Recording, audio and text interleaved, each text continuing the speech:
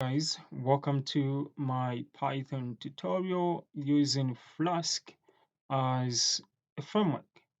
So this video is just going to demonstrate how you can be able to interact with the HTML forms, just in general the HTML, as well as the Flask um, framework, which is built using Python. So as you can see, I have I have the following routes.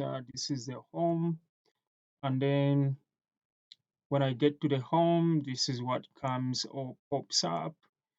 And if I've got also a register route, and then I have this function, and then if I go to um, let's just say the home route, so we have this message that pops up.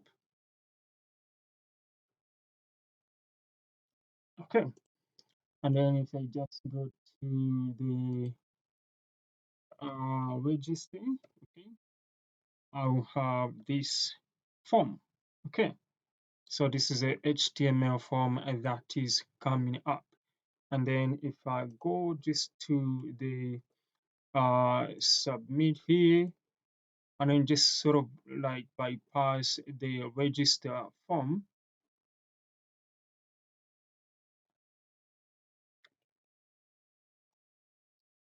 Okay, so if I go here, it's gonna tell me, oops, bad request. Okay, so what can you do now with this? So if you submit without entering your information, what's gonna happen? Then we have fields cannot be empty. Click here to try again. So if I enter, let's just say John, and then if I enter maybe the email,